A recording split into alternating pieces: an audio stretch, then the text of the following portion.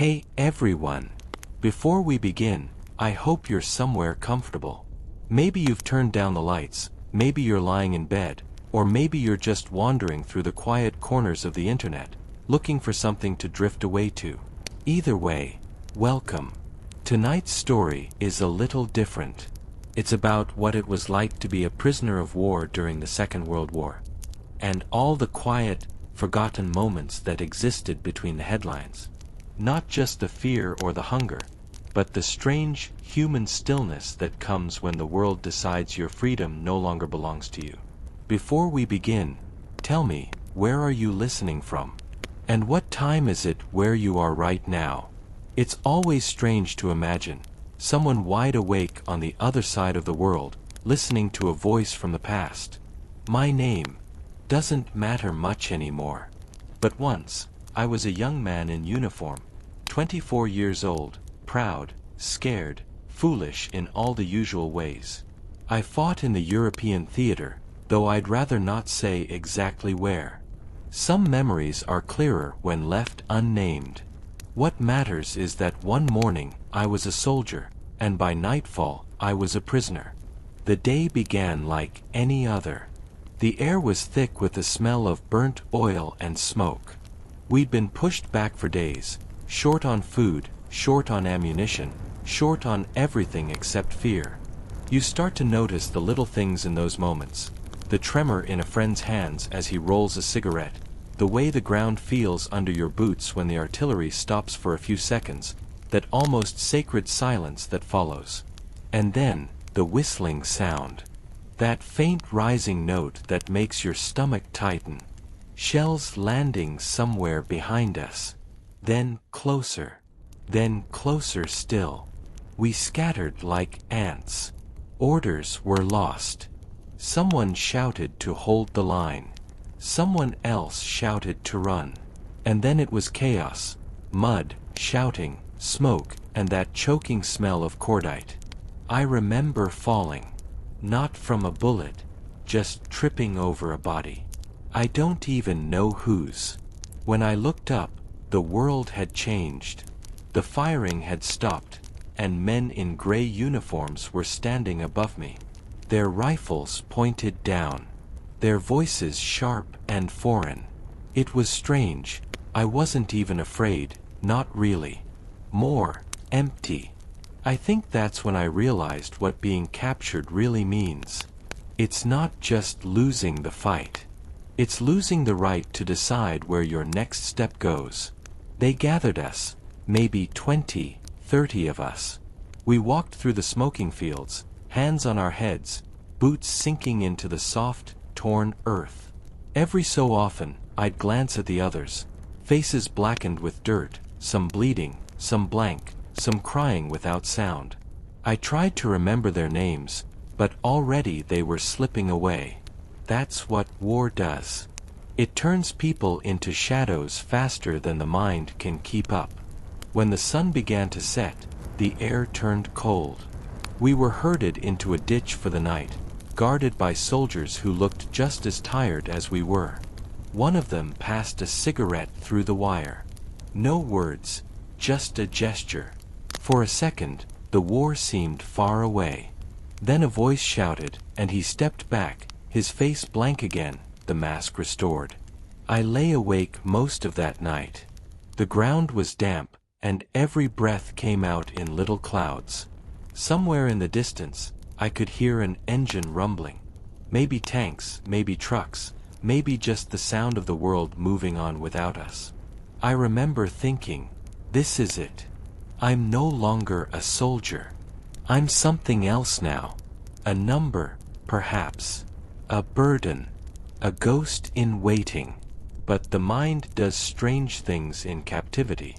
Even that first night, part of me felt a strange calm, as if a decision had been made for me. No more orders. No more choices. Just waiting. And in a way, that was its own kind of horror. In the morning, they gave us water from a dented canteen. 1 sip each. Then they told us to walk. We didn't know where we were going, or how long it would take. But we walked. through villages reduced to ash, through forests that smelled of rain and smoke, past children who stared at us with that blank, quiet curiosity that only war can carve into a face. Sometimes people would throw stones. Sometimes bread. Both felt the same after a while, proof that you still existed enough for someone to notice. And as we walked, I kept thinking of home, not in images, but in sounds. The creak of my mother's chair. The clink of my father's tools. The echo of church bells carried on the wind.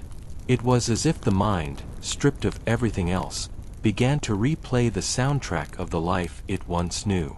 I don't remember how many days we walked before reaching the camp. Time had already started to lose its shape. But I remember the last mile, the tall fence glinting in the distance, the smell of wet wood and tar, the barking of dogs. And I remember thinking, so this is what the end of the road looks like. They called it a camp, but it wasn't really a place. It was a pause in existence. The kind where every day looked like the one before it, and every man slowly forgot the sound of his own name. That's where the WWII story begins. They woke us before sunrise. The air was still heavy with the smell of damp earth and smoke, and the light came slow, gray, and cold over the broken trees. A guard shouted something harsh in a language I didn't know, and the meaning was clear enough. Stand up, start walking. No one spoke. Boots scraped against mud, and a few men coughed, dry and weak. We began to move, a slow, uncertain column of men, some limping, some barefoot, all of us too exhausted to wonder where we were headed. It was the beginning of what we later called the march, though at the time it didn't feel like a journey. It felt like a punishment without reason. The guards surrounded us, their rifles slung low, the dogs tugging at their leashes. Every time someone stumbled, they shouted, pushed, or struck with the butt of a gun. But even that didn't always wake the fallen. Some men simply stayed down. The guards would glance at them for a moment, then motion for the rest of us to keep moving. Soon enough, the shapes behind us were just part of the landscape. I remember the first village we passed through. It had once been a quiet place, I think, a few houses with white walls and small gardens. Now the gardens were trampled, windows shattered, laundry lines cut down and tangled in the mud. A woman stood by a broken fence, holding a child. She didn't shout, didn't wave. She just stared. And as we passed, the child hid its face against her shoulder. Every so often, someone in the column would whisper, about the front lines, about home, about whether anyone would ever come for us. But most of the time, it was silent. The kind of silence that isn't peaceful. It's heavy, full of everything you can't say out loud. By midday, the sun began to bite. The smell of sweat and wet wool filled the air. Dust rose from the road, clinging to our faces, our tongues. Somewhere to my left, a man began to hum. A low, steady tune, something from home, maybe. The sound trembled, broke, then faded. He tried again. This time others joined in, softly. A line of ghosts humming through the dust. A guard shouted to stop, and the sound died instantly. But for that brief moment, we remembered what it felt like to be human. We walked for hours. Then more hours. The road turned from dirt to gravel, from gravel to mud. The sun gave way to rain, thin, cold, relentless. It soaked through our uniforms until even our thoughts felt heavy. But we kept walking, because stopping meant drawing attention. And drawing attention meant pain. As night fell, we reached a field. The guards motioned for us to lie down. No tents, no fires, no food. Just the open sky above, streaked with clouds that moved too fast to follow. Someone muttered a prayer. Someone else laughed quietly, that strange broken laugh that sounds more like a cough. I pulled my coat tighter, feeling the damp fabric against my skin. The ground beneath me was cold, but after a while even that didn't matter. Fatigue does strange things. It steals your thoughts first, and then your fear. When I woke again, it was still dark. The man beside me was gone. Just an imprint in the grass where he'd been lying. I don't know if he wandered off, or if they took him away. The guards never explained, and we never asked. You learn quickly that questions have a price. We started walking again before dawn. The rain had stopped, but the road was slick, and mist hung low between the trees. At times, it felt almost peaceful, that gray quiet, the distant caw of a crow, the rhythm of our boots against the wet earth. And then, just as quickly, the peace would break. A shove, a shouted command, a gun cocked for no reason at all. I remember one man, a farmer before the war, I think.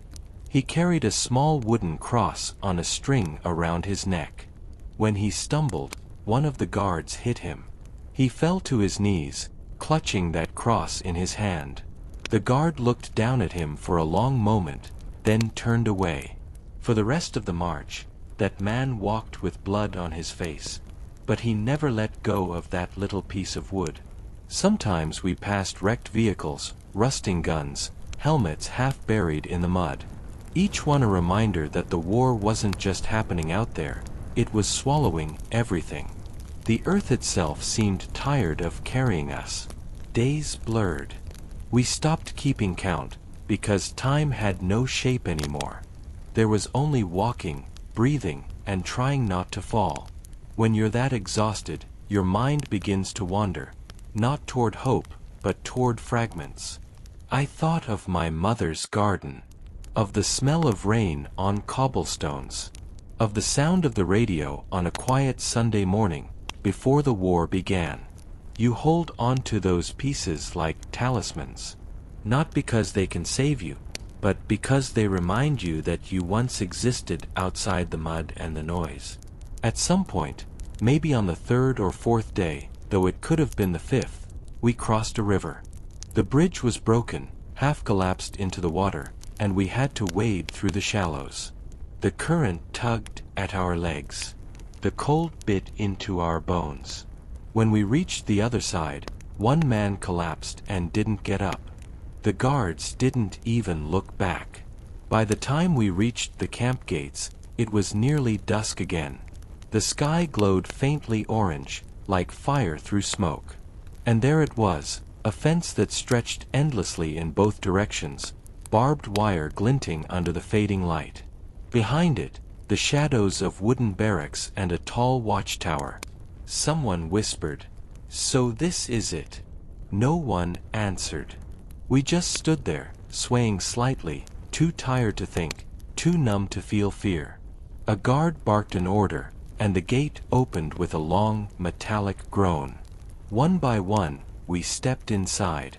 It wasn't a place of death. Not yet. It was a place where time stopped, and life became a long, silent waiting. The gates closed behind us. The sound echoed like the end of a chapter, though none of us knew how many more pages the story still had left to turn. The gates clanged shut behind us, and for a long moment, no one moved. It was as if the sound itself had frozen us, that deep, metallic echo that seemed to seal something invisible. We stood there in the half-light, staring at what lay beyond. Rows of wooden barracks leaning under their own weight, fences lined with rusted wire, towers with silent silhouettes inside them. Everything was still, except for the faint fluttering of a torn flag somewhere in the distance. The smell was the first thing that struck me. It wasn't death. Not exactly. It was a mixture of damp wood, sweat, and the sour trace of something that never quite goes away. The air carried it like a memory, clinging to the back of your throat. A guard shouted, and we started moving again. We passed through a smaller gate, where a man in a dark uniform stood behind a wooden table. He had a clipboard and a cigarette, the ash trembling with every puff. He didn't look up much, just pointed, counted, scribbled something down. When it was my turn, he muttered a number and gestured for me to move aside. That number, scratched in ink on a page I never saw again, would replace my name for the next few years. They led us into a large yard. It was surrounded by barracks and covered with mud that swallowed our boots. A few men were already there, thin, hollow faces, watching us with an expression I couldn't read. Not pity, not curiosity, something quieter. They looked at us the way one might look at the sea, familiar, endless, and indifferent. One of them, an older man with a gray stubble, whispered as we passed, "Don't speak unless you're told to. Don't look too long at the guards. Don't fall sick." He said it without moving his lips, and before I could reply, he turned away. We were herded toward a barrack, a long wooden building that smelled of mold and wet straw. Inside, rows of bunks, 2 or 3 levels high, filled every wall. No mattresses, just thin sacks stuffed with straw, darkened by years of use. In the corner, a small iron stove with no fire in it. "Find a place," one of the guards said. So we did. I took a spot on the middle bunk, beside a man who looked no older than 19. He stared at me for a moment, then offered a weak smile. "First night," he whispered. I nodded. He didn't ask where I was from, or what unit I'd been in. In this place, none of that mattered anymore. Later, when the lights went out, not that they were bright to begin with, I lay there listening to the sounds of the barack. Coughing, quiet muttering, the creak of the wooden boards as someone turned in their sleep. Outside, a dog barked, sharp and impatient. Somewhere far off, a whistle blew, long and low, and the camp settled into its rhythm. That was my first night behind the fence. Morning came slowly, in shades of gray. A bell rang somewhere, though bell isn't quite right. It was more like a piece of metal being struck again and again. Men began to stir, pulling on their worn coats, straightening their caps. I followed without thinking, just mimicking the motion of those who'd been there longer. Outside, the air was colder than before.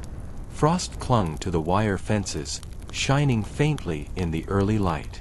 We were lined up in rows, hundreds of us, shoulder to shoulder. The guards walked along the lines, counting, shouting numbers in a language most of us didn't understand. When they passed by me, one of them glanced up, his eyes sharp and distant. He said nothing, just kept walking. Then came the coffee. At least, that's what they called it. A thin, black liquid, bitter and lukewarm, poured into tin cups that we passed along. It wasn't enough to warm us, but it was something to hold, something that felt real in a place where everything else had become strange. After that, work. No one explained what it would be. We simply followed where they led. Some carried logs. Others dug trenches or cleared debris from bombed-out storage sheds nearby. I was sent to move stones from one pile to another, though no one ever told me why. It didn't matter. In the camp, you did what you were told, not because of fear, but because thinking about why was harder than the work itself. During a short break, I noticed a man sitting near the fence, his hands wrapped around a cup. He was humming softly, a slow, sad tune, like something from home. When I caught his eye, he smiled faintly and said, "You'll get used to the sound of the wire. It hums at night, when the wind comes through." I didn't know what he meant then, but later, lying awake in the dark, I heard it, that faint, eerie vibration, like the whisper of a world just beyond reach. By the third day, I'd begun to learn the rules of the place. You moved when told. You didn't ask questions. If you found a crust of bread, you ate it fast and quiet. And at night, when the lights went out, you learned to breathe slowly, as if trying to make your body smaller, less visible to the hunger and cold. Some men prayed. Some cursed. Some stared into the dark, eyes open, as if afraid to close them. I found myself thinking less and less about escape. Not because I didn't want to, but because the idea belonged to another version of me. The one who'd believed the war would end quickly, the one who'd carried a rifle and hope in the same hands. Here, hope was a dangerous thing. It made you careless. It made you look at the gate too long. And yet, sometimes, in the stillness before dawn, I would let myself imagine it. A road, a forest, a small house with light in the window. The sound of someone calling my name, not the number they'd given me, but my real name. That thought alone was enough to make the cold a little easier to bear. The first week passed like a fever dream. Days bled into one another, marked only by the sound of the bell, the scraping of tin bowls, the sharp whistle of guards. We stopped asking how long we'd been there. Instead, we measured time in smaller things, a shared crumb of bread, a story whispered after lights out, a glimpse of the sky when the clouds broke apart. The sky, that was the strangest thing. Even fenced in, it still stretched endlessly above us. Some nights, I'd lie awake and stare through the cracks in the roof, tracing the faint movement of stars. And I'd think, the same sky is above my home right now. It was both a comfort and a curse. The camp didn't feel like hell, not yet. Hell, I think, comes later, when you start to forget what freedom feels like. This was something else, a waiting room between worlds, where time moved differently and every heartbeat sounded louder than it should. That's where we lived. Between the fences, under the watchtowers, inside the echo of our own footsteps. And none of us knew, then, how long that echo would last. Life inside the fence was measured in small, almost imperceptible rhythms. Not days, not weeks, not months. Just movements, gestures, sounds that repeated so often they became the only markers of existence. The guards rarely spoke, except in clipped commands, their voices sharp like knives cutting through the heavy air. We learned to obey first, ask questions later, if at all. The barracks themselves smelled of damp straw, sweat, and the faint, unshakable scent of illness. Bunks creaked under the weight of too many bodies, and the thin blankets offered little warmth against the chill that crept through every crack in the wood. Some men had found corners to sleep in, curled tight, faces pressed into the cold floorboards, hoping to disappear. Others lay side by side, speaking in whispers, exchanging scraps of information, a letter that might have been smuggled in, a rumor of an approaching front, or a story about someone who had survived a near-death escape. We quickly learned the unspoken rules of survival. A loaf of bread found under a bench could become a lifeline.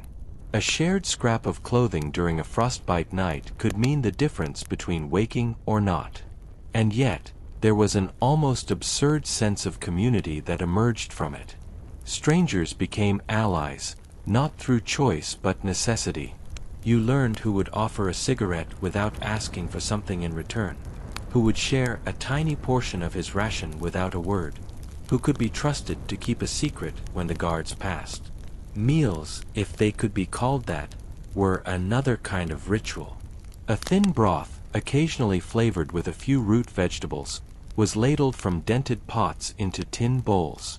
The aroma alone was enough to make men forget their exhaustion for a moment, even if the taste was bitter and warm only enough to remind you it existed. We ate quickly, silently, always aware of the guard's eyes, always conscious that a wrong gesture could bring a blow, a shout, or worse.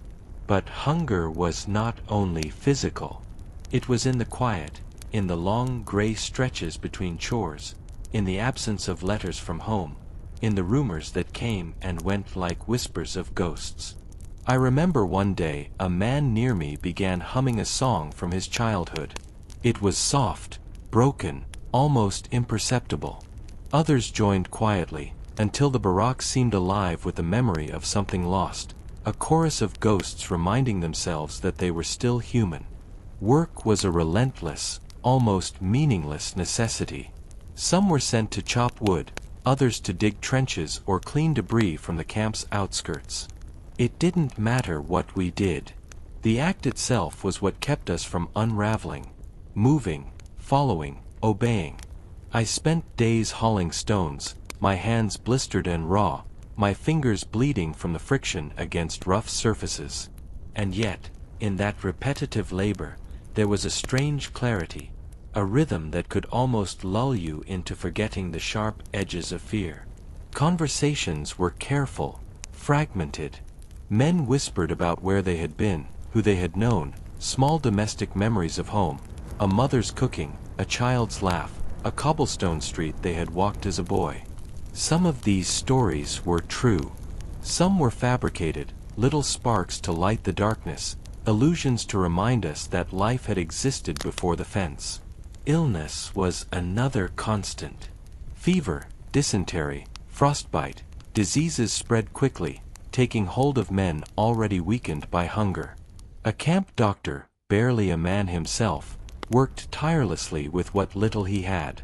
We learned quickly to protect ourselves, to watch for early signs, and to tend to each other when the inevitable came. Death was never announced. It simply happened. A bed left empty, a bunk abandoned, and then the world continued as though nothing had changed. We also learned to watch the guards, not because they were human or kind, but because understanding the shape of authority gave you a semblance of control.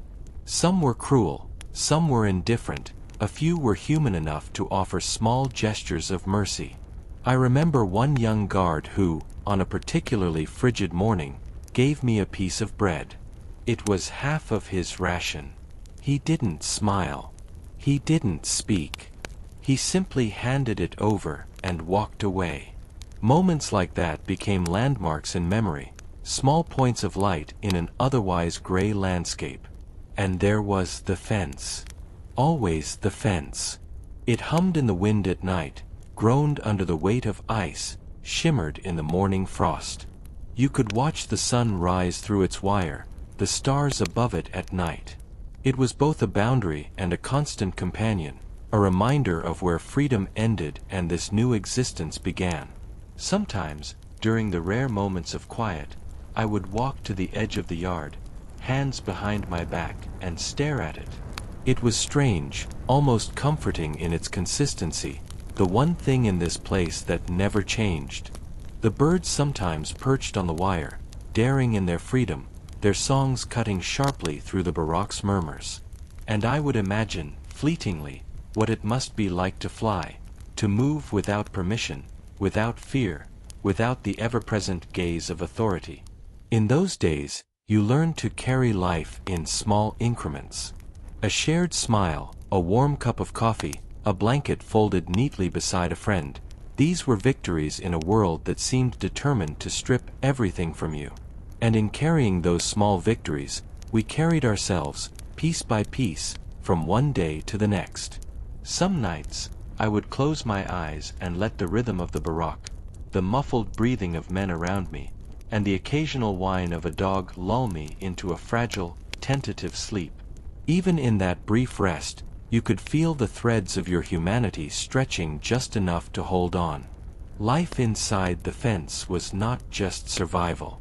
It was a slow, meticulous reconstruction of what it meant to be human in a place that sought to remove that very possibility. Every glance, every gesture, every whispered memory became a small act of resistance, proof that, despite the barbed wire and the guards, we were still alive, still thinking, still remembering who we had been. And in that living, in the meticulous holding on to small fragments, the seeds of endurance were planted, seeds that would, in time, grow into something far stronger than fear alone. Hunger became its own language inside the camp. It wasn't just a rumbling stomach or a dull ache. It was a constant companion, threading its way into every thought, every movement, every whispered conversation. Some mornings, the ration of thin bread and watery soup seemed to vanish before it even reached your mouth. Other days, the pot would be empty, the guard's patience thinner than ever, and we would simply stare at one another, eyes hollow, mouths dry. You learn quickly how to notice the smallest details: a crumb dropped behind a barrel, the faint scent of vegetables in the kitchen, the way a guard might leave a door slightly ajar. Every tiny possibility becomes a lifeline. And in those moments, morality becomes fluid. Sharing bread, hoarding it, trading it, hiding it, these are the things that decide whether a man survives another day. I remember one boy, barely 16, who had been with us for weeks. He had a small pocket sewn into the lining of his coat, and every morning he would dig in silently and offer pieces of bread to those around him. He never asked for anything in return, never spoke of where it came from. Sometimes, we watched him in awe, wondering how someone so small could carry such generosity while so many of us struggled simply to hold on to ourselves. The hunger pressed not only on the body but on the mind. You dream of food you have never seen: cakes, fresh bread, roasted meat, and wake with a stomach that seems to scream louder for something that does not exist.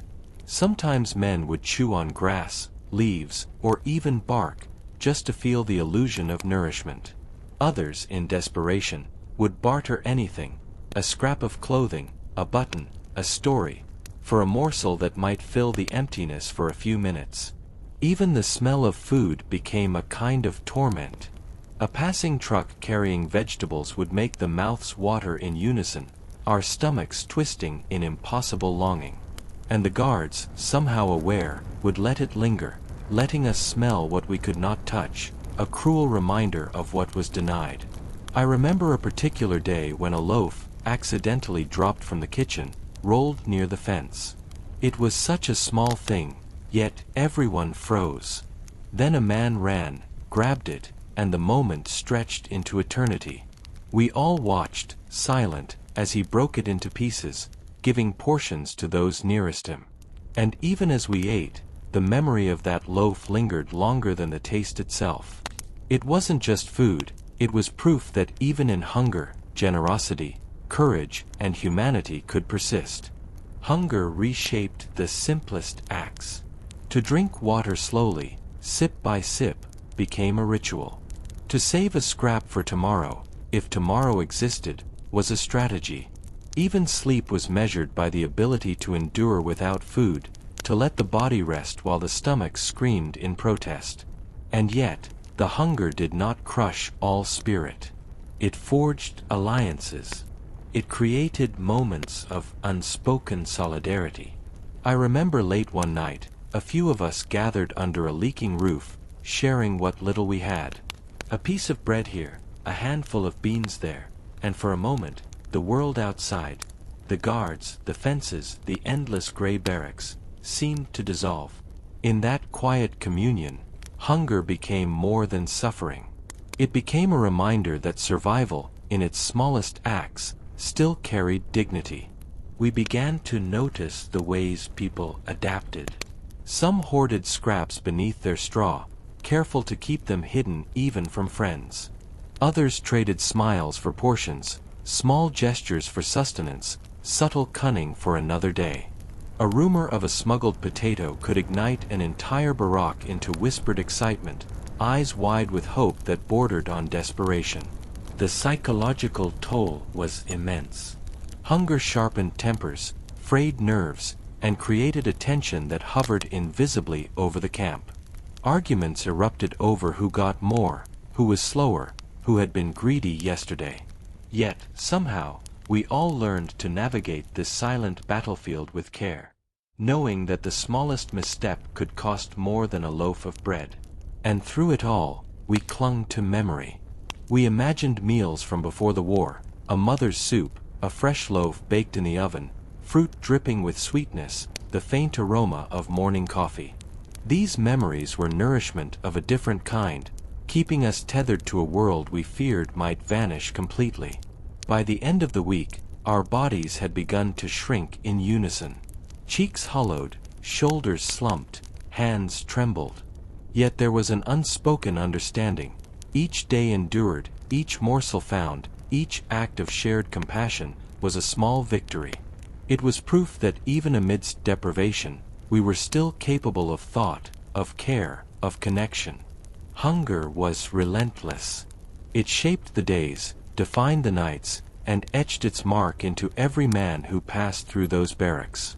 But in its shadow, we discovered something unexpected: the strength of the human spirit, the flickering persistence of hope, and the fragile, enduring bonds that hunger alone could not break.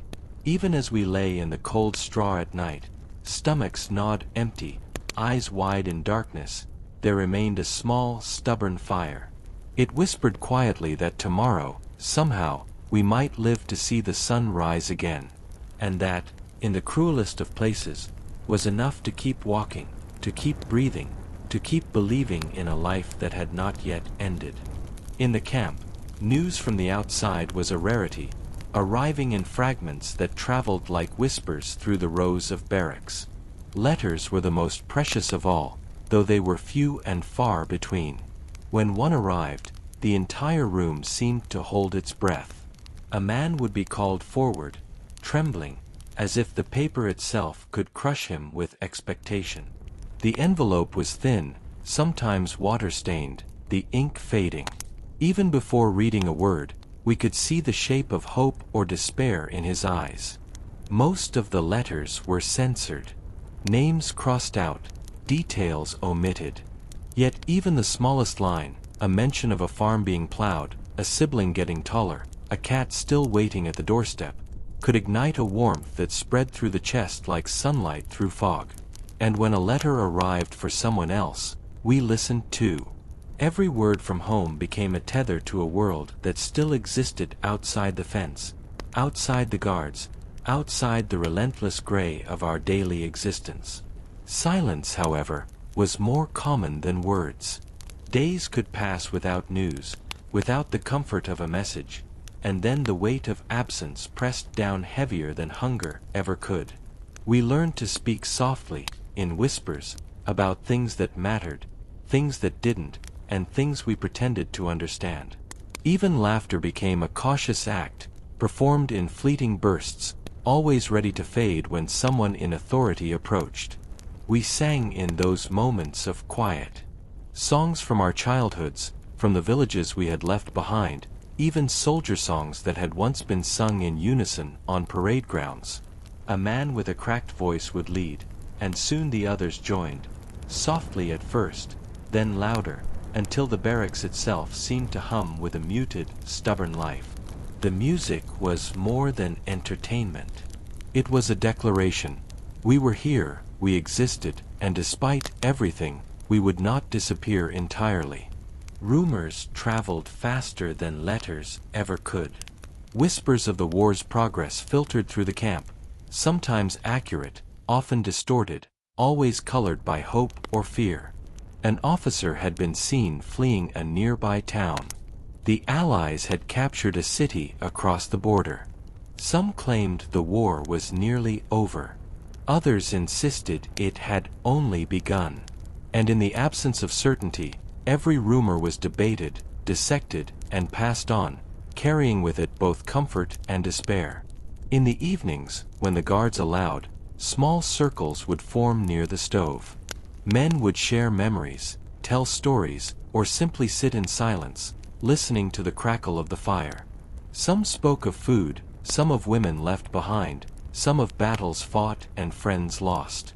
These gatherings became sacred rituals, moments in which the camp's oppressive weight seemed lighter, moments where the mind could wander without consequence.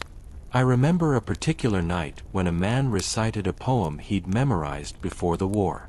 His voice was low, trembling, but every syllable cut through the gloom, creating images of rivers, forests, and open skies. For a brief time, we were transported beyond the fence, beyond the barbed wire, beyond the endless monotony of our confined existence. We were not prisoners, just men recalling the beauty of life once lived, clinging to memory like a lifeline. Letters, songs, and whispered stories carried a paradoxical power. They reminded us of freedom and home, but also of the vast distance between that life and the one we now endured. Each fragment of news was both balm and wound, a proof that life went on, a reminder of what we had lost, and a beacon for what might yet return. In the spaces between words, we discovered a strange resilience. Even when silence threatened to suffocate us, even when letters never arrived, even when the camp seemed to erase the very notion of individuality, we held on. Through memory, through song, through whispered rumors, we maintained the fragile threads of connection to the world beyond the fences. And in that tenuous existence, we learned a lesson that would carry through every trial ahead. Even in silence, even in the absence of certainty, even when hunger and fear seemed to define our days, humanity persisted. It persisted in letters, in songs, in the faint glimmer of hope that tomorrow might bring news, bread, or the chance to speak freely once more. For a prisoner, these moments became everything. Tiny sparks in an endless night, reminders that life could still exist, even in a place designed to strip it away. Winter came slowly, at first almost unnoticed. The mornings were colder, the breath rising in clouds that clung to the air like smoke. By the time the frost settled, it had transformed the camp into a landscape of gray and white, where the mud hardened into ice and every step became a cautious negotiation with the ground beneath our boots. The barracks offered little protection. The thin wooden walls shivered with the wind, and the cracks between planks let the cold seep in, stealing warmth as if it were another ration we were never given. Blankets were scarce, many worn thin or full of holes.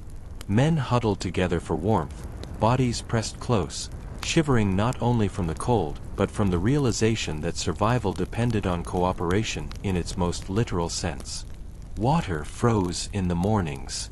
Tin cups and canteens held solid ice until the sun, if it rose at all, crept high enough to soften them. Even the soup, when it came, was tepid at best, never enough to counter the chill that gnawed at the hands, the feet, and the very marrow of the bones. Frostbite became a quiet enemy, creeping slowly into fingers and toes, leaving a numbness that no words could describe fully. Illness spread faster than the guards could monitor. Fever, coughs, and dysentery turned men into shadows of themselves. Some whispered prayers, some cursed silently, and some simply curled into their straw, waiting to see whether the day would claim them or spare them. A camp doctor, himself thin and exhausted, moved from bunk to bunk, offering the barest assistance. A bandage, a whispered word, a reassurance that he could do no more. And yet, even in this relentless cold, life persisted. Men found small ways to resist the winter's oppression. Some would gather near the stove, letting the faint heat warm their hands while exchanging stories from home, tales of spring rains, of rivers thawing, of gardens bursting with green. The contrast between the warmth of memory and the biting present made the cold both sharper and more bearable. I remember a man who fashioned a small fire from scrap wood, hidden in a corner of the yard. It wasn't much, just a flicker of flame, but for a few moments it transformed the gray world. We gathered silently, warming our hands, stealing glances at each other, and letting the rare sense of comfort seep into our bones. It was not defiance against the guards. They were nearby, their presence a constant shadow, but defiance against the winter itself, the cold, and the numb resignation it threatened to impose. The cold altered everything. Work became slower, laborious. Muscles stiffened, fingers cracked, and simple tasks turned into monumental struggles. Hunger deepened, because cold always made the body ache for more sustenance. Fatigue pressed heavier on each step, each breath. Even sleep was tenuous, interrupted by the chill that slipped through the thin blankets and the aching joints that refused to relax. Despite it all, small miracles occurred. A shared scarf here, a borrowed coat there. A piece of bread, secretly divided, turned into a symbol of care that transcended the cruelty of circumstance. Humanity survived in the quiet moments between the relentless demands of the day, like frost-resistant flowers growing in cracks of ice. The guards, too, changed with the season. They were harsher when cold made their own limbs ache. They were indifferent at times, their focus on routines that became almost mechanical. Yet occasionally, a gesture of unexpected mercy would appear, a small ration, a delayed punishment, a quiet acknowledgement of shared suffering. In those moments, one could glimpse the strangeness of human nature, the capacity for both cruelty and compassion in the same person, in the same place. Night brought its own challenges. The darkness was absolute, the sky a black ceiling above the camp. Frost glistened on the roofs, on the wire, on the frozen ground. Men huddled together in silence, listening to the soft scrape of ice, the distant howl of a dog, the faint groan of the barracks settling in the cold. Some whispered stories, some recited prayers, some simply lay still, letting their thoughts drift back to a home that existed only in memory. And yet, even in the heart of that winter, hope was not entirely extinguished. We learned to watch for the small signs, a faint thaw in the sun, the hint of green at the edge of a frozen field, the movement of birds daring to return. Each was a promise that the world beyond the barbed wire continued, that spring might come again, that life could resume beyond the rigid rhythm of survival. By the end of that first winter in the camp, many of us had changed. Our bodies were thinner, our movements slower, our minds sharpened by deprivation. But a quiet resilience had grown alongside the frost, a stubborn pulse beneath our ribs, a reminder that endurance was possible, even when everything else seemed lost. And in that winter, beneath the heavy gray skies and amidst the endless cold, we learned that survival was not just about resisting hunger or frost, or avoiding the guard's wrath.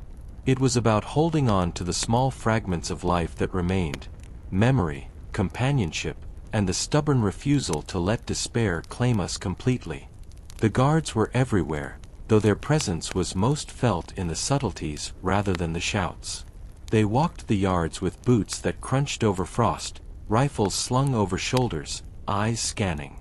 Sometimes they lingered, their gazes resting on a man too long, or a group gathered near the stove. You never knew what they saw, what they ignored, or what small violation would draw their attention. Yet, there were patterns, as there always are in human behavior. Some guards were meticulous, almost mechanical, carrying out orders without thought, their faces blank masks of authority. Others had flickers of humanity, a glance that lingered, a nod to a man struggling with frostbite, a small, unspoken acknowledgement that we were more than numbers. We learned to watch these guards as carefully as they watched us, to read their moods, their gestures, their unspoken rules. I remember one in particular, a young man who looked barely older than many of us prisoners. His face was pale, almost gaunt, and his eyes held a mix of boredom and nervousness. He rarely raised his voice, and when he did, it was more from habit than anger. Yet, once, when he noticed a man collapse from exhaustion during a labor detail, he called for a break, offering water in a way that seemed hesitant, as though unsure whether such kindness was allowed. It was a rare moment, and the gratitude it inspired spread quietly through our line. Other guards were merciless. They carried their authority like a weapon, not just enforcing rules but imposing fear. A misplaced word, a slow step, a lingering gaze, any could summon a slap, a shout, or the butt of a rifle. The threat of violence hung in the air constantly, shaping the rhythm of the camp as profoundly as hunger or cold. Yet even these men were human in strange, contradictory ways. Some of them whispered among themselves about the war, shared rumors, laughed quietly at absurdities. Some left small crumbs of bread on paths where prisoners might find them, perhaps guilt, perhaps fleeting conscience. Over time, we learned that guards were not monoliths of cruelty, they were men caught in a system much larger than themselves. Some believed in their duty fiercely, some feared the consequences of failure, and some simply survived day to day. And because of that, subtle strategies became as important as brute endurance. A glance, a word, a careful act of cooperation could smooth tension, avoid punishment, or even gain small favors. We began to treat them not only as threats but as variables, unpredictable, sometimes cruel, sometimes merciful, always human. Observing them also changed the way we saw ourselves. We began to understand that captivity was not simply about submission or strength. It was about negotiation, about reading the world and finding ways to endure within it. The guards, in their complexity, were mirrors reflecting the uncertainty of life itself, a reminder that survival required both caution and insight. At night, after the yard emptied and the barracks settled into frost-bitten silence, we spoke quietly about what we had learned. Who could be trusted, who might relent in anger, who might notice when a man stumbled. These lessons, drawn from the patterns of others, became tools of survival. They did not erase fear, but they gave it shape, something navigable, something that could be anticipated and respected. Some of us also began to see fleeting humanity in these men. A smile offered quietly in passing. A cigarette given to one of the weaker prisoners. A whispered warning about the approach of a particularly cruel overseer. Small gestures, often unnoticed by the rest of the camp, reminded us that life's complexity extended even to those who seemed our oppressors. Yet the duality of the guards kept the tension taut. At any moment, mercy could turn to violence without warning. And so, we learned to balance observation with restraint, empathy with caution. The presence of these men shaped the daily reality of the camp as much as hunger, cold, and exhaustion, forcing a constant vigilance that became part of our rhythm. In time, a curious pattern emerged. The more we understood them, the more we could anticipate, and the more moments of small, human connection appeared. Moments that reminded us that even within the wire and under the watch of rifles, life persisted. We began to realize that survival was as much about reading people as enduring cold or hunger, that the humanity of others, even in unexpected forms, could become a lifeline. And so, through the long days of frost and labor, we learned to live not just with fear, but with a cautious, searching awareness, learning to navigate the invisible currents of authority, and finding, sometimes, the faintest sparks of understanding across the line that separated prisoner from guard. In a place built to strip away dignity, it was the small mercies that kept men alive. Not grand gestures, not heroic rescues, just tiny, almost imperceptible acts that whispered, "You are still human, you are still seen." One morning, a man appeared with a stolen piece of bread. He had snatched it from a delivery, tucked it into his coat, and now offered it silently to those nearby. We all hesitated, glancing around at the guards, before quietly accepting a portion, breaking it into crumbs that could sustain us for a few hours. The act itself seemed to ripple through the barracks, a shared acknowledgement that, even in scarcity, compassion persisted. I remember a woman, somehow hidden near the camp perimeter, who occasionally passed along scraps of cloth or a small bundle of herbs. No one knew her name. She never spoke. But the relief that swept through a man's body when he wrapped a piece of warm fabric around his frostbitten hands was enough to keep him awake through the night, to move with the strength needed for labor the next day. Illness brought another dimension to mercy. Those too weak to work were often ignored, left to struggle alone. Yet a few men, friends we had only begun to recognize, would sit with the sick, offering water, adjusting blankets, whispering words of comfort in the silence. Sometimes the camp doctor would spare a ration for a particularly desperate case, a small act that required courage in a place where fear dictated every motion. Humor, too, became a form of mercy. It was not loud or reckless. It was the soft, fleeting kind that crept between men in whispers, a grin shared over a meager meal, a joke at the expense of the guards, or a mimicry of our own exhaustion that made us laugh despite the bitter taste in our mouths. For a few moments, the barracks filled not with hunger or fear, but with the strange warmth of human connection. Even the guards contributed to these rare mercies, occasionally, out of habit with a twist of conscience, or boredom. A cigarette offered to one man, a delayed order to resume labor, a glance that turned aside at just the right moment. These small gestures became treasured, like hidden gems in a gray landscape, proof that the world had more dimensions than cruelty alone.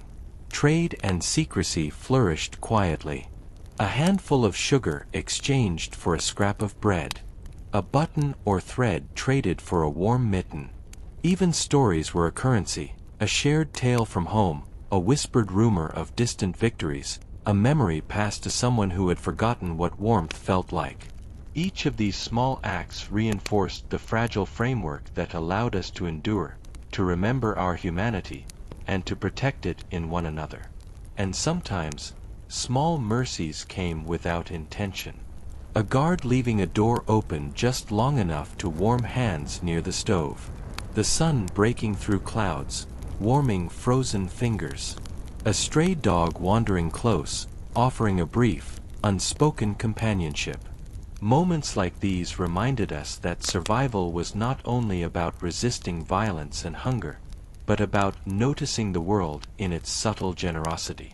In these moments, we discovered that hope could grow quietly, not in loud proclamations or heroic visions, but in the gestures that carried meaning only because they were rare, unexpected, and deeply human. A shared smile, a crust of bread, a whispered memory. These were the threads that held us together, tiny sparks that made the gray days bearable. We began to understand that endurance was cumulative. Each small mercy, each subtle act of care, strengthened our resolve. It gave us the courage to rise each morning, to move through labor, to face the cold and the hunger, to remain awake to the faint possibility of something beyond the fence. It was in these fragments that life persisted, delicate, almost invisible, yet undeniably present. Even when despair threatened, these mercies offered a foothold. We clung to them as evidence that we were still more than prisoners, still capable of connection, still capable of seeing kindness amidst cruelty.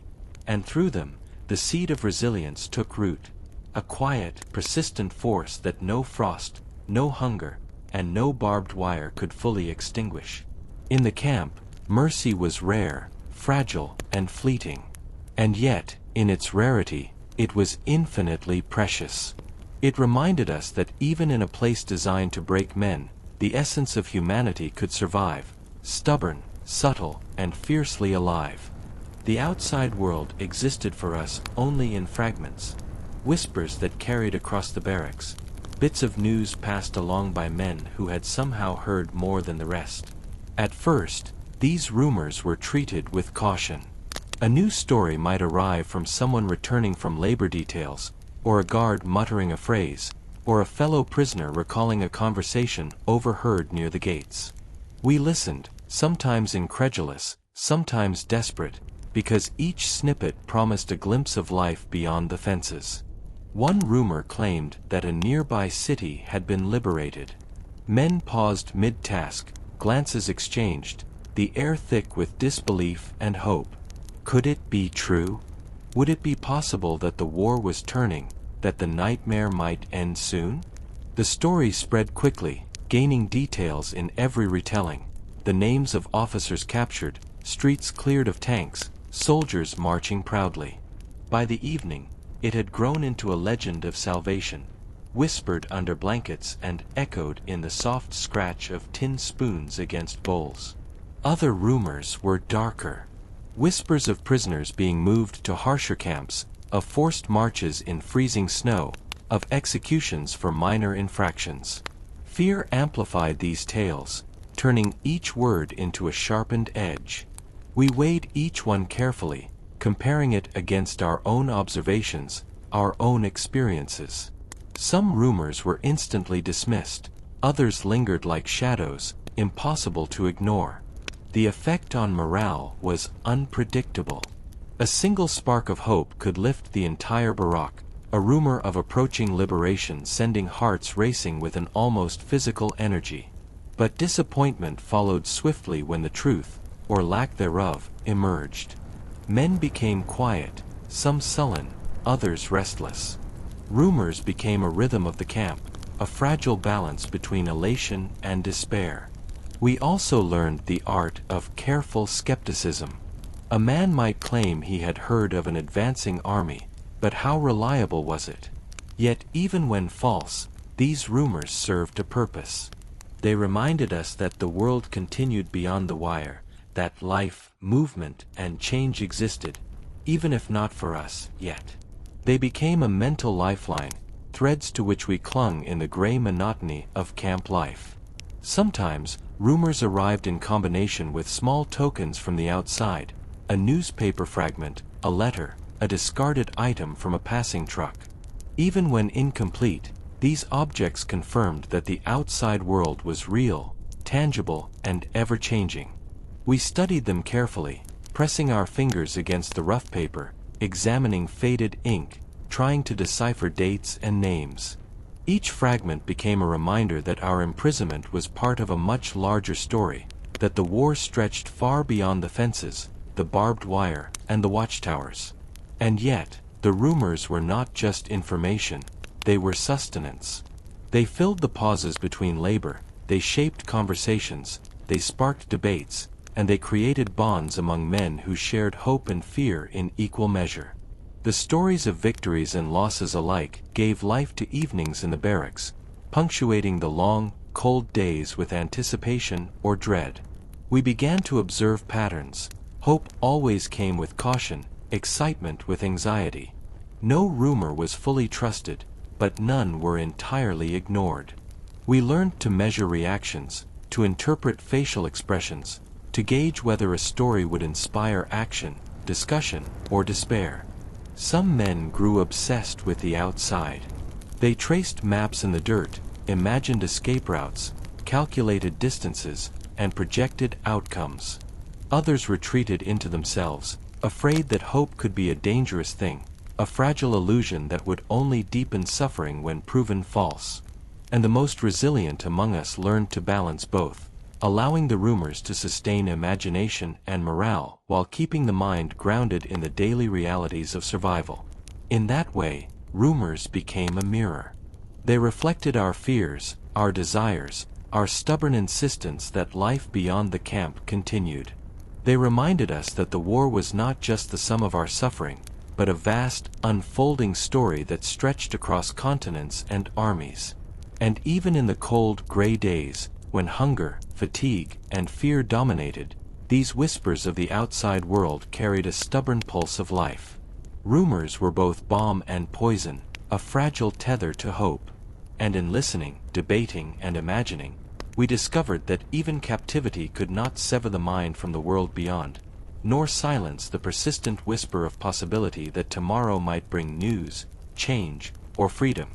Work became the heartbeat of the camp, the measure of time when calendars were useless and clocks were absent. It was not always meaningful labor, but it was necessary, both to keep the camp running and to anchor our minds against the disorienting monotony of captivity. Every day, men were assigned tasks: hauling stones, cleaning the yard, chopping wood, carrying water, repairing fences, or laboring in the kitchens. Even the simplest task became an act of survival, a ritual through which life could be claimed, moment by moment. We developed patterns, almost ceremonial in their repetition. Each morning began with roll call, a careful alignment of bodies, a measured exchange of greetings, or the closest approximation possible under watchful eyes. The cadence of orders became a rhythm to which we attuned ourselves, a predictable pulse in a world otherwise defined by uncertainty. We learned the boundaries of acceptable behavior, and through careful observation, we adapted our actions to avoid punishment. Tasks themselves became meditative. Chopping would require attention to the grain, the swing of the axe, the feel of splinters against gloved hands. Hauling stones demanded focus on balance, grip, and breathing. Even seemingly meaningless labor, scraping the yard, brushing frost from frozen pathways, offered structure, a sense of control, a tangible outcome to mark a day past. Rituals also appeared in the quiet moments between labor. Men would gather for a sip of water, stretching tired limbs and sharing a small joke. The careful division of rations became a precise ceremony, breaking bread evenly, counting portions, ensuring no one went without. These small habits offered a sense of order and fairness, reminders that even in captivity, we could exercise choice and morality in small, deliberate ways. In the kitchens, where heat and steam mingled, work became social. Stories were exchanged, rumors confirmed or denied, laughter passed in quiet bursts. A burnt loaf of bread or a slightly overboiled soup became a shared joke, a small rebellion against the oppressive routine. Even the act of cleaning utensils or stirring pots was suffused with a sense of purpose. If the work was done well, a tiny fragment of pride could survive. We also developed private rituals. A man would always tap the same pattern on a table before starting work. Another might trace invisible lines in the dirt with a stick before stepping into the yard. Some prayed silently, bending over a task as though each movement were a whispered petition for survival. These rituals, often unnoticed by others, reinforced identity and agency in a place designed to strip them away. The repetition of work gave rise to camaraderie. Men observed one another, learning which hands were strong, which could carry heavier loads, which had steady aim when throwing stones or chopping wood. Skills were shared quietly, advice whispered, hands guided, and mistakes forgiven in the shadow of common need. Even in a place dominated by control and fear, cooperation thrived in small, deliberate gestures. And yet, work was never neutral. It reminded us of our condition, the physical toll of captivity, and the constant presence of authority. Some days, labor felt endless, a conveyor belt of tasks designed to exhaust both body and mind. But even then, the rituals we created allowed us to endure. A song hummed while chopping wood, a count repeated in rhythm with steps, a shared glance of solidarity. These were anchors in the relentless current. Work became a lens through which time, morality, and community were defined. It was not glamorous or heroic, but it was profoundly human. Through labor, men maintained dignity, claimed agency, and preserved identity in the face of systems designed to erase it. Even the smallest acts, stacking firewood neatly, arranging stones with care, polishing a tin cup until it gleamed, became expressions of resistance, fragments of humanity asserting themselves against the imposed chaos. In this way, the camp, for all its cruelty and deprivation, was tempered by the rituals of work. Each day passed not only through orders and labor, but through repeated, deliberate gestures that allowed us to survive mentally, emotionally, and morally. And through these small routines, life endured, stubborn, deliberate, and quietly defiant. Even amidst labor, hunger, and cold, the past remained a persistent companion. Memories drifted in like smoke through the barracks, sometimes welcome, sometimes unbearable. They arrived in fragments: the smell of fresh bread baking, the warmth of a mother's hand, the laughter of a child running through a sunlit street, the gentle rhythm of familiar footsteps in a home now distant and unreachable. Each memory struck with both tenderness and pain, a reminder of a life that existed outside the barbed wire, and of everything lost in its absence. Some men carried vivid recollections of family dinners, where arguments were small, fleeting, and inconsequential. Others remembered the names of neighbors, the faces of friends, the simple pleasure of walking freely in the woods or along the river. These recollections were both comforting and cruel. They reminded us that freedom had once been natural, that warmth and abundance were not fantasies, but lived realities that could, in a different world, still exist. The shadows of the past were not only about nostalgia. They shaped decisions in subtle ways: a cautious step to avoid injury, a shared ration given to someone smaller or weaker, a whispered story told to distract from the present. Our recollections became strategies, tools to maintain sanity and empathy, and a moral compass in a place designed to strip both away. Some memories arrived suddenly, triggered by the smallest cue. A breeze carrying the scent of damp earth reminded a man of childhood walks in the garden. The crackle of a fire conjured images of a hearth at home, the sound of wood splitting under a father's axe. A discarded piece of fabric, soft despite its dirt, recalled the touch of a sibling or a spouse. These flashes could lift spirits or plunge a man into despair, and each required careful navigation to survive emotionally. We began to share fragments of memory quietly, creating a communal tapestry of the lives we had lost. A man would speak of a garden, another of a favorite dish, a third of a local festival. Listening became a form of intimacy, a way to connect through loss, a way to preserve what the camp sought to erase. These stories passed quietly between labor, whispered near the stove, or shared in the late-night hush of the barracks. Yet, shadows of the past could also become burdens. Memories of warmth could intensify the cold, recollections of abundance could make rations feel more cruelly meager, and the laughter of loved ones could echo as a painful reminder of what had been stolen. Men would sometimes close their eyes, pressing hands to their faces, attempting to silence these ghosts, knowing that even solace could come at the cost of fresh despair. Still, even in their ambivalence, the past was vital. It was a source of resilience. It reminded us that life had once been fuller, brighter, more complex than the narrow confines of the camp. It offered hope that such life could return. And it provided a moral touchstone, a standard by which we judged our own actions, even as survival demanded compromise and cunning. The past also shaped our understanding of the present. It influenced how we treated one another, how we observed the guards, how we navigated hunger and cold. Memory allowed us to preserve a sense of identity, to remain more than simply prisoners, to claim fragments of selfhood that authority sought to obliterate. At night, the shadows grew more vivid.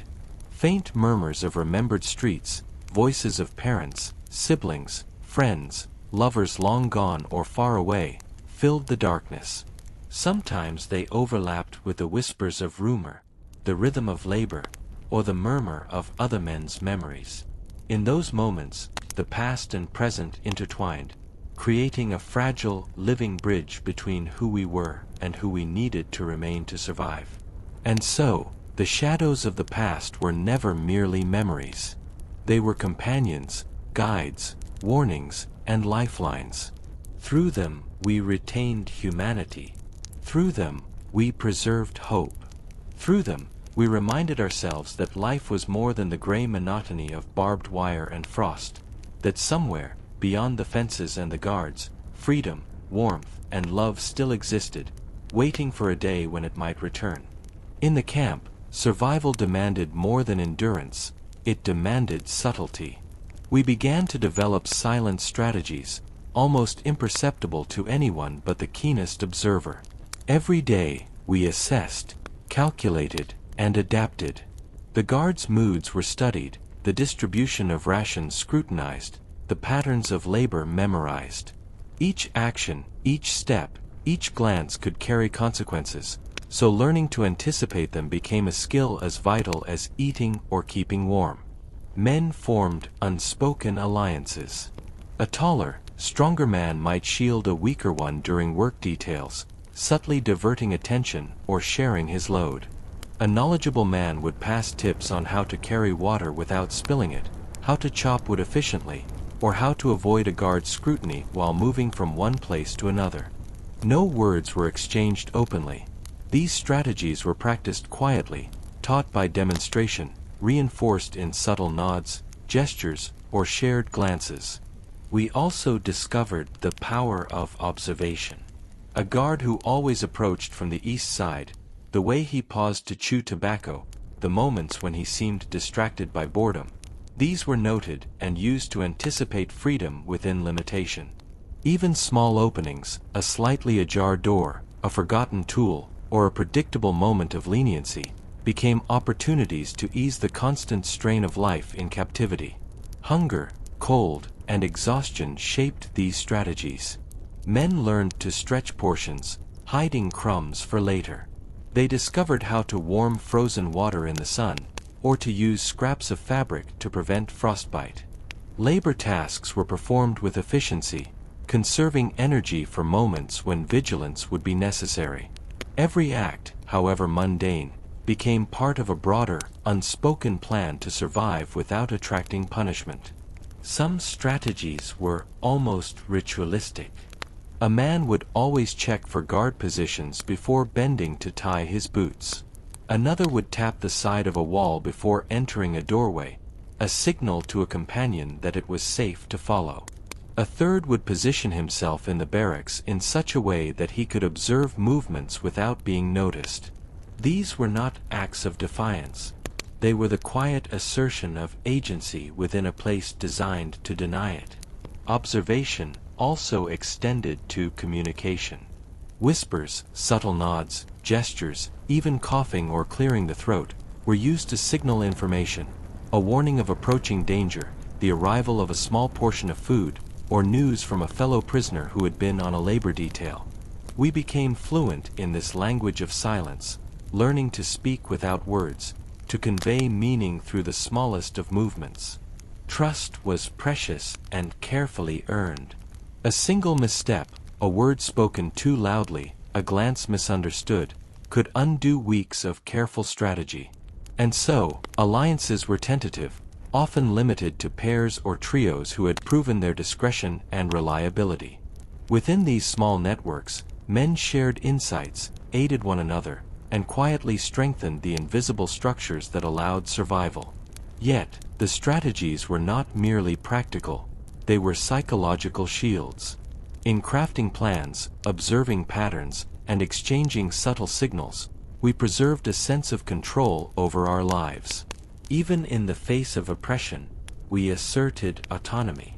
The mind, engaged in these silent exercises, refused to succumb entirely to fear or despair. Small victories, even if unnoticed by anyone else, became monumental. A perfectly timed step, a hidden ration preserved for a later hour, a subtle avoidance of punishment, these were triumphs that nurtured hope. They reminded us that though we were confined, we were not powerless. We could shape our environment in subtle ways, maintain dignity, and assert our presence against forces determined to erase it. These silent strategies became part of the fabric of daily life. They were habits, learned behaviors, and adaptations that allowed men to endure the camp not only physically, but mentally and emotionally. And in this quiet, persistent ingenuity, we discovered a profound truth. Even in captivity, survival was not just about enduring what came, but about shaping what we could, claiming agency in the smallest, most deliberate ways. Through these strategies, life continued. We endured not as passive victims, but as cunning, observing, calculating human beings, quietly resisting the erosion of spirit, and holding on to the fragile thread of hope that would carry us forward. Winter returned with a vengeance, far harsher than before, as if the camp itself were being tested for endurance. The frost thickened, settling on rooftops, barracks, and frozen ground in layers that glinted under the weak winter sun. Every breath formed clouds that lingered in the air, reminding us of the chill that seeped into bone and marrow. Labor became an agonizing struggle, muscles stiffened, hands cracked, and the very act of movement demanded focus and persistence. The thin blankets we had were no longer adequate. Huddling together offered some warmth, but the cold pressed relentlessly against every inch of exposed skin. Frostbite became a quiet terror, creeping insidiously into toes and fingers, leaving numbness and pain as constant companions. Even the small comforts, a stolen scrap of fabric, a shared scarf, seemed precious beyond measure, like talismans against the unyielding cold. Illness spread more aggressively now. Coughs echoed down the barracks, fevers burned faces into masks of pain, and exhaustion threatened to overtake the strongest among us. The camp doctor, thin and overworked, moved from man to man, offering the barest semblance of care. Each bandage, each whispered instruction, each ration spared for a weak man became a rare act of mercy. We began to see the fragility of life in sharp relief, how easily a body could succumb to cold, hunger, or disease. Yet even amidst suffering, subtle forms of resistance and resilience emerged. Men leaned on one another more than ever. Labor became cooperative rather than competitive. Those strong enough to work carried heavier burdens for those weaker, lending hands and strength where they could. Shared strategies became more elaborate, refined by the collective experience of weeks and months of survival. The cold brought new forms of ingenuity.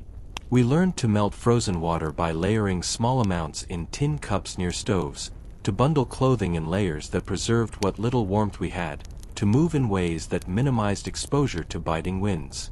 Every small innovation became a lifeline, a proof that even in oppression, the mind could assert mastery over circumstances. And yet, winter did not only challenge the body, it tested the spirit. Days seemed longer, nights endless. The gray landscape pressed down on consciousness, threatening to erase hope. Men became introspective, haunted by memories of home, of families, of freedom, shadows of the life that existed before captivity. We shared these memories in hushed tones, not merely to comfort one another, but to assert that we were still human, still capable of thought, emotion, and connection. The long nights also fostered quiet solidarity. We huddled near small stoves, sharing scraps of food, whispering news, passing along rumors of the outside. A song here, a story there, small gestures of care, each act became an affirmation that we were not alone, even when isolation threatened to dominate every moment. Laughter, rare and fragile, became a form of defiance, a reminder that the mind and heart could remain free even when the body was confined. Through the frost and the darkness, strategies evolved. We observed guard routines more carefully, anticipated the movement of food or tools, and exchanged knowledge in ways imperceptible to those in authority. Even in the grip of exhaustion, planning and subtle adaptation gave structure to life, offering a psychological foothold amid chaos. Winter deepened our understanding of one another. We recognized bravery in the quietest acts, a man enduring labor beyond what his body could bear, another quietly sharing a hidden ration, a third taking responsibility for the sick or injured. These acts forged bonds that were stronger than fear, stronger than hunger, and stronger than cold. In the relentless struggle of frost and scarcity, we discovered the power of collective endurance. By the end of this deeper winter, we had changed. Bodies were leaner, faces gaunt, but the mind had grown sharper, instincts keener, and awareness of each other heightened. We survived not simply by resisting external forces, but by cultivating internal resilience, shared knowledge, and trust. The frost could not freeze the human spirit entirely, it could only test its limits. And through that test, we discovered that even in the harshest conditions, solidarity, ingenuity, and hope could endure. Nightfall in the camp brought more than darkness, it brought a fragile kind of freedom. With the guards less vigilant in the bitter cold and labor temporarily halted, the barracks filled with quiet murmurs, hushed footsteps, and the occasional scrape of tin or straw. It was during these hours that the prisoners revealed another side of themselves, resourceful, cautious, and quietly defiant. We spoke in whispers, careful not to carry our voices beyond the walls. Rumors of the front lines, of advancing armies, of victories and defeats, were shared with the care of passing precious items. Each fragment of information was evaluated, discussed, and preserved, for even a small scrap of news could become a lifeline to hope or a warning to prepare for harsher days. Some men used the night for storytelling. One would recount memories from home, painting vivid pictures of gardens, rivers, festivals, or city streets. Another would describe places he had heard about from letters, blending imagination and memory to create a mental escape. These narratives were not mere entertainment, they were acts of resistance. Through memory and imagination, we refused to surrender our minds to the bleak monotony of captivity. Whispers also carried plans. Silent strategies for surviving work details, sharing rations, or aiding those too weak to keep up were exchanged cautiously. Small alliances formed, built on trust and observation, with each man understanding the risk inherent in even the smallest act of collaboration. A warning about an approaching guard, the discreet passing of bread, or the subtle signaling of weakness became vital instruments of endurance. Courage showed itself in unexpected ways during these hours.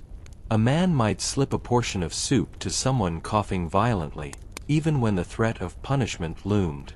Another would quietly adjust a blanket over a frostbitten comrade, unnoticed by anyone but those closest. These acts were small, almost imperceptible, yet they carried immense weight. They reinforced solidarity and reminded us that the human spirit could persist in the tiniest gestures. The nights also became times of reflection. We silently evaluated our own choices, questioned the morality of decisions made under duress, and examined the small victories and failures of the day. Men thought of home, of loved ones, of moments of warmth and freedom, juxtaposing these memories with the harsh reality of the camp. This reflection was both comforting and painful, a duality that shaped our consciousness and strengthened the quiet resolve needed to endure. Even in darkness, the camp was alive with observation. Eyes watched for guards, for misplaced items, for subtle signs that a comrade might be struggling. Hands nudged others in small signals, a cough or tap conveyed warnings, a gesture passed news. A secret language of survival evolved, invisible to anyone outside our confined world. And sometimes, the night offered small moments of levity. A whispered joke about a guard's habits, a clever mimicry of camp routines, or a shared recollection of absurdity back home sparked rare laughter. It was brief, fragile, yet profound. Even in suffering, humor reminded us that life existed beyond immediate survival, that joy could be imagined, if not fully grasped. Through these whispered nights, we cultivated patience, observation, and subtle courage. We learned that defiance need not be loud or violent to exist. It could be measured, quiet, and strategic. Survival was as much a mental endeavor as it was a physical one, and these hours became a sanctuary for thought, planning, and the nurturing of hope. The night, with its quiet intimacy and latent risk, became a proving ground.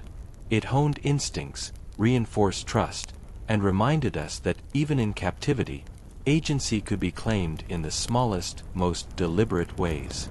Through whispers, shared memories, and silent gestures, we found a way to endure, to resist, and to preserve the fragile flame of humanity that the camp sought to extinguish. And as the long, frost-bitten nights stretched onward, we realized that these whispers were more than communication, they were life itself. A testament to endurance, to solidarity, and to the quiet, unyielding courage that would carry us through the darkest hours of captivity. In the confinement of the camp, men began to cultivate skills that were as much about survival as they were about preserving dignity. Some skills were practical, crafting, mending, or improvising tools and clothing. Others were subtle arts of observation, persuasion, and strategy, honed in response to the constant pressures of hunger, labor, and watchful guards. Each skill became a lifeline, a claim of autonomy in a place designed to strip it away. I remember a man who could mend boots with threads so fine and precise that they seemed new. In a camp where frozen feet could mean frostbite or infection, his skill was priceless.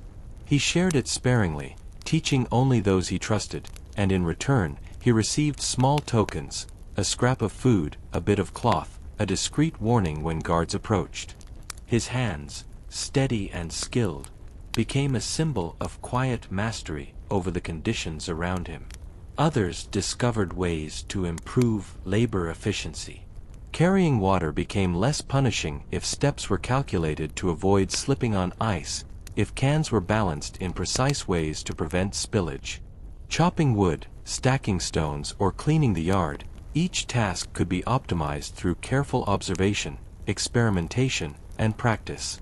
These improvements were often subtle, invisible to the guards, yet they saved energy, reduced punishment, and increased the chances of survival. Some developed inventive ways to store or share food. Hollowed-out scraps of bread, hidden morsels beneath layers of clothing, or secret pouches sewn into worn garments allowed a man to stretch rations for hours or days.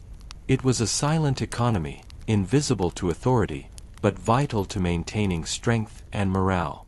The skill was in discretion as much as in creativity, teaching patience, foresight, and an acute awareness of one's environment.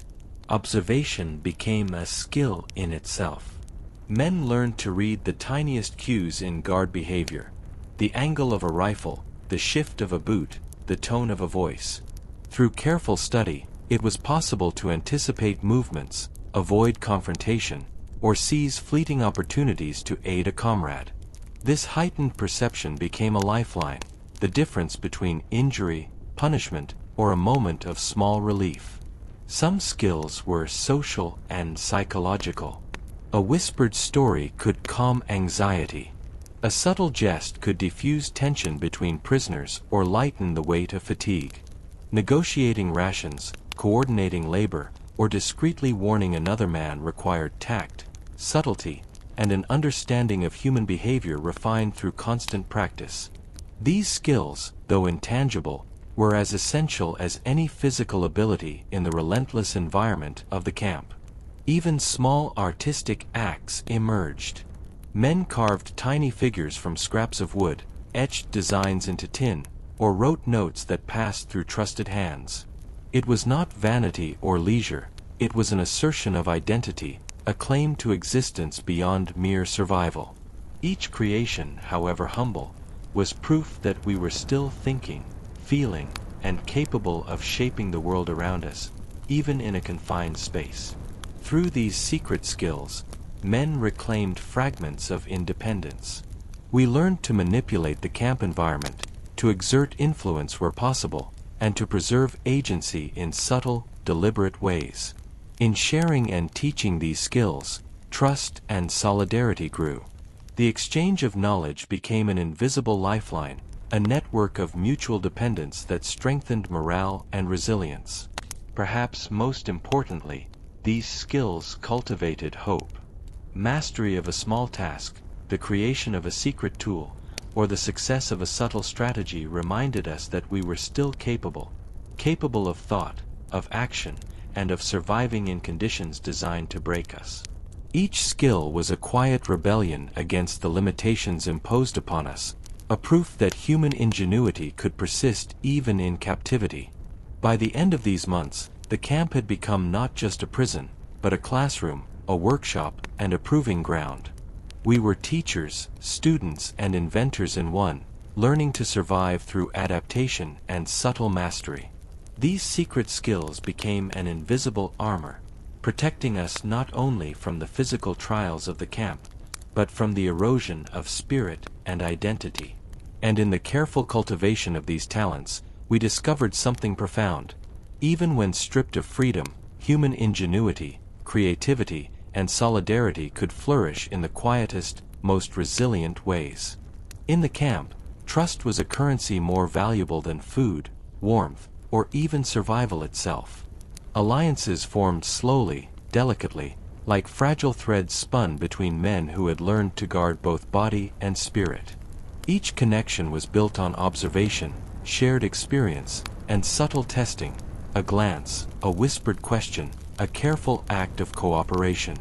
One misstep, one misplaced word, could unravel everything, leaving a man isolated and vulnerable.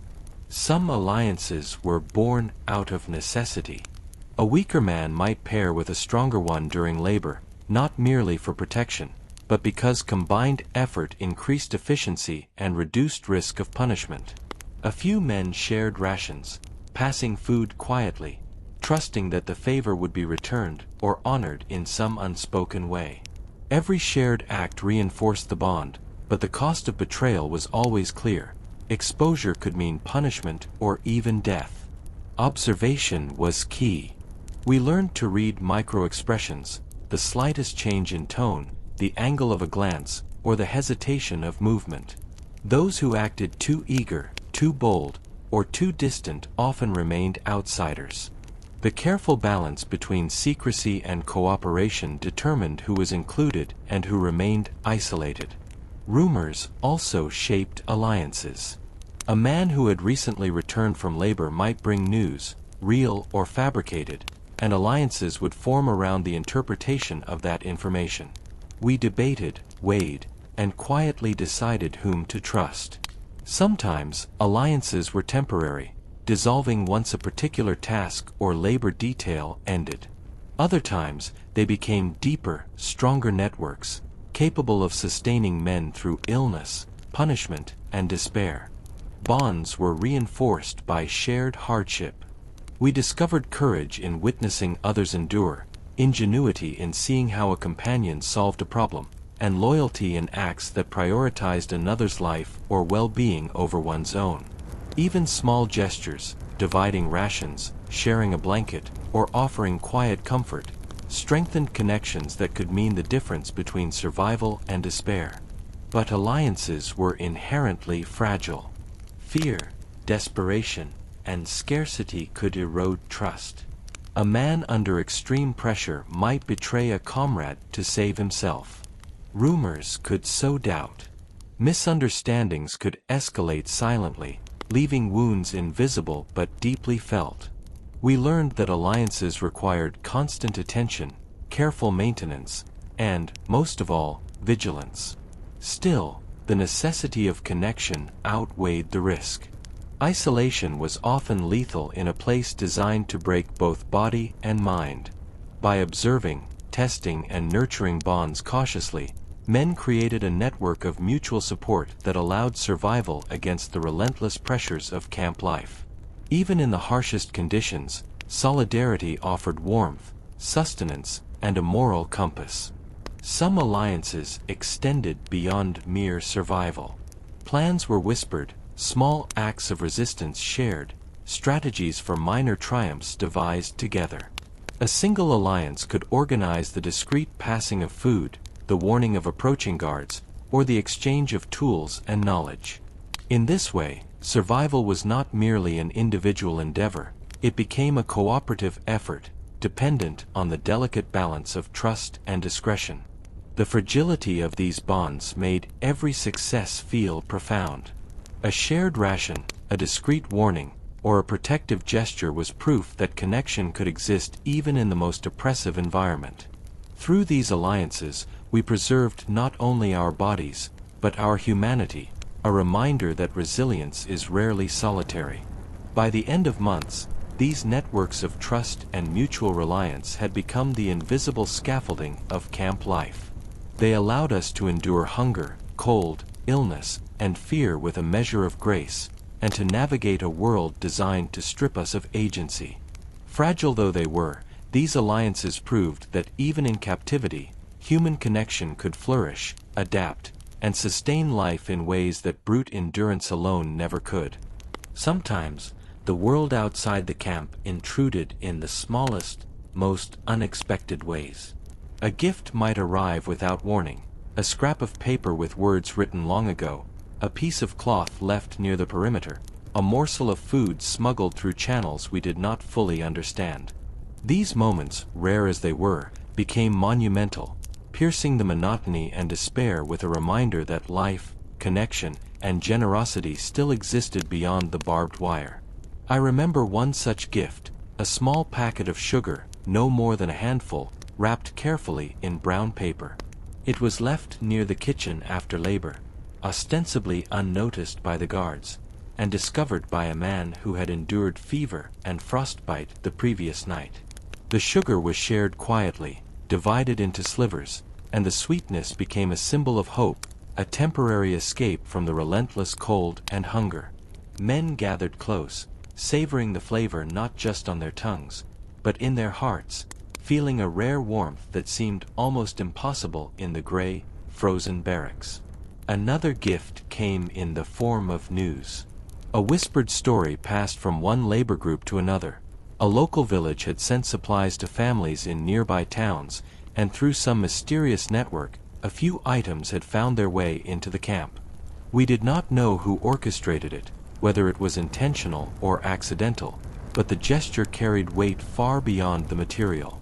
It was a proof that we were still seen by the world, that someone remembered the existence of lives trapped within these fences. Gifts were not always tangible. Sometimes, a guard displayed an unspoken mercy, a delayed order, a slightly longer break, or a small, overlooked allowance in rations. Other times, it was the weather itself, a brief morning sun that warmed frozen hands, or a wind that carried sense of the world beyond, the faint aroma of wood smoke, distant fires, or farmland. Each of these intrusions into our controlled, harsh existence became a gift, reminding us that the camp, despite its design, could not fully dominate perception, feeling, or imagination. The psychological effect of such gifts was profound. They reinforced resilience, demonstrating that the universe was not entirely cruel, that connection, care, and chance could still penetrate the fortress-like walls. Even the smallest sugar crumb became a catalyst for storytelling, laughter, and shared gratitude. It reminded men to observe carefully, to act with kindness when possible, and to treasure subtle opportunities that appeared fleetingly in daily life.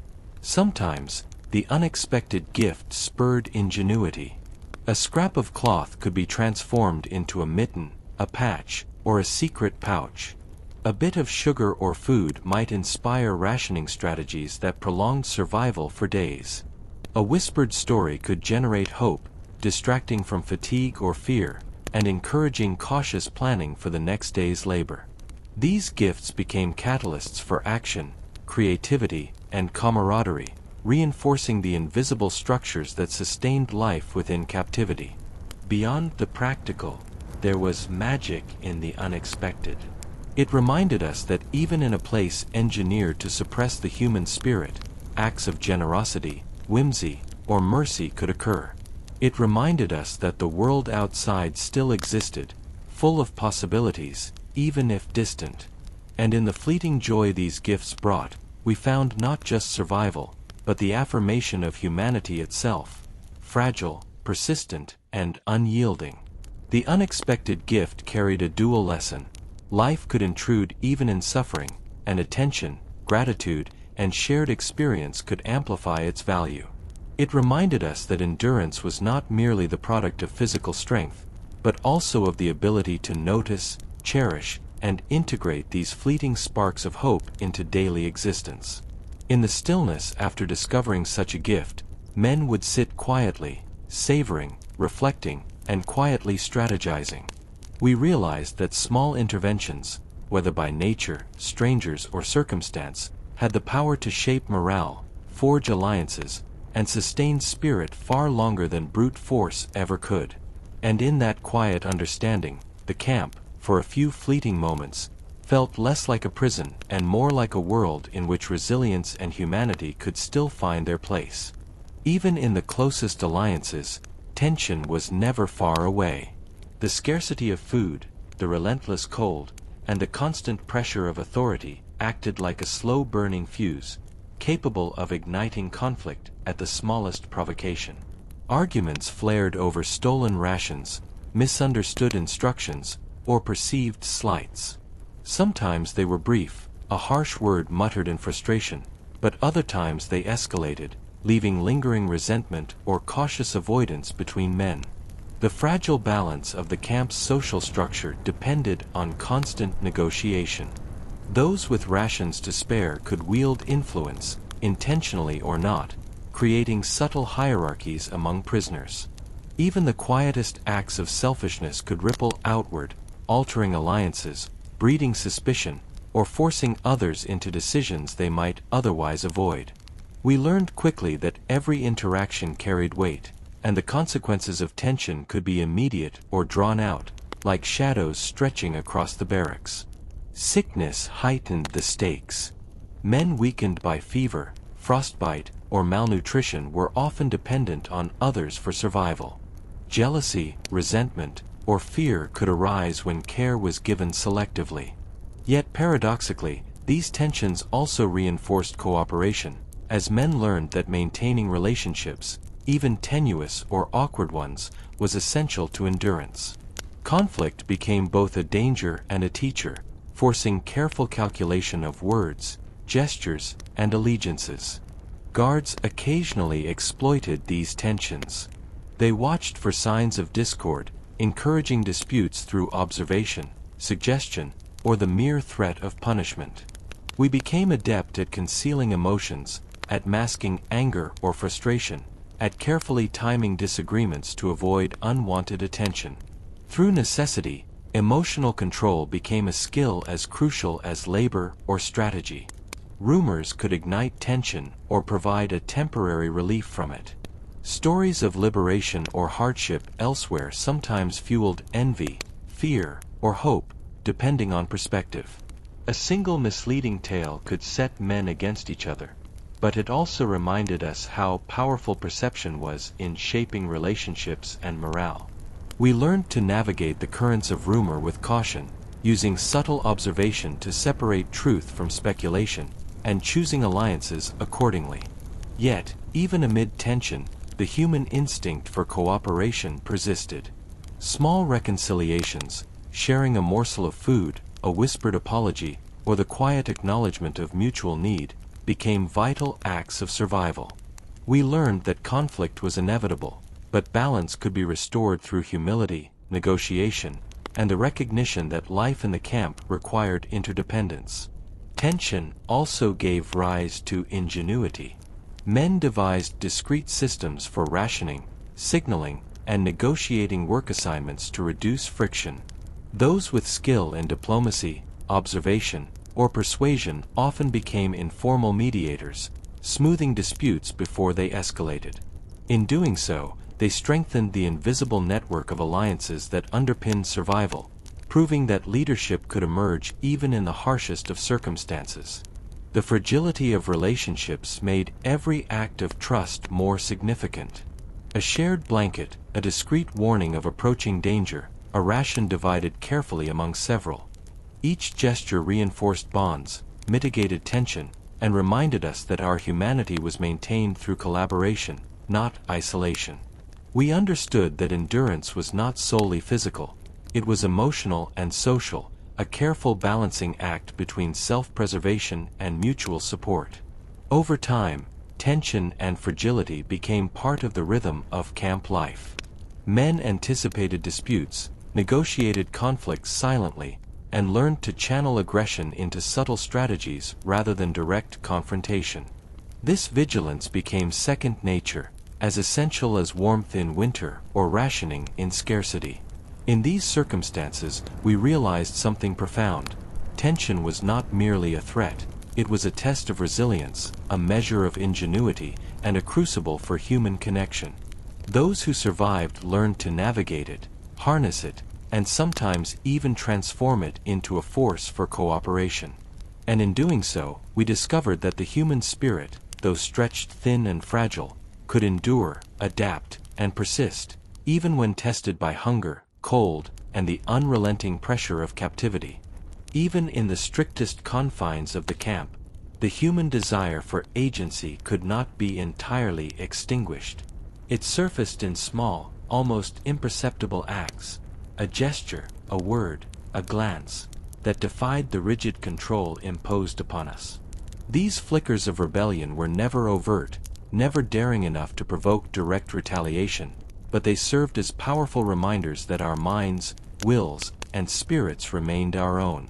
Some acts were practical, born from necessity and observation. A man might slightly alter a labor routine to conserve energy or to assist a comrade, bending the rules without being caught. Hidden stashes of food were maintained and shared, subtly redistributing resources in ways that the guards could neither perceive nor punish. Even the arrangement of tools, tidying of workspaces, or minor manipulations of the camp environment became forms of silent assertion, a way to claim control over our immediate world.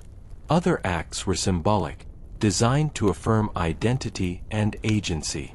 A carved figure left discreetly in the barracks, a line of verse written on a scrap of paper, or a pattern traced in frost on a window, each was a quiet statement: we are still here, we still think, we still endure. Though imperceptible to authority, these gestures became meaningful within the prisoner community, sustaining morale and reinforcing bonds of solidarity. Sometimes, rebellion took the form of subtle communication. A nod, a cough, a glance across the yard could convey warnings, messages, or shared understanding. We learned to encode information in ways invisible to outsiders, refining this language of defiance into a skill as crucial as any physical ability. Even the faintest signal carried immense significance, proof that we could act, influence, and connect despite the constant oversight. Humor became another vehicle for quiet rebellion. Mimicking a guard's rigid march or exaggerating routine tasks provided not just amusement, but a subtle challenge to authority, a way to reclaim control over our reactions and perceptions. Laughter, restrained and discreet, reminded us that the mind could remain free even when the body was confined. It allowed small communities of prisoners to endure not just physically, but psychologically, through shared defiance and resilience. These flickers of rebellion also had practical consequences. A small misdirection during labor might prevent injury or punishment. A secret arrangement for ration sharing could sustain a weaker man long enough to survive illness or frostbite. Even a whispered rumor of false danger could buy time, divert attention, or create small advantages. In every instance, rebellion was intertwined with survival, a reminder that agency and endurance were inseparable. The courage required for these acts was quiet but immense. Each decision involved risk. Exposure could mean punishment, violence, or death. Yet, the very act of asserting choice, no matter how minor, reinforced our humanity. We discovered that rebellion need not be loud or confrontational to exist. It could thrive in subtlety, discretion, and timing. As weeks passed, these small rebellions accumulated. They created a sense of internal order and personal mastery, countering the external chaos and oppression. They fostered solidarity, as men observed, learned, and participated in the silent assertion of autonomy. They also strengthened morale, offering proof that even in captivity, creativity, courage, and freedom of spirit could survive. And in the quiet aftermath of these acts, we felt a powerful affirmation: we were more than prisoners. We were thinkers, strategists, friends, and survivors. Through subtle defiance, ingenuity, and shared courage, we reclaimed fragments of life that the camp sought to erase, planting flickers of rebellion that would burn quietly, persistently, and undiminished, long into the future.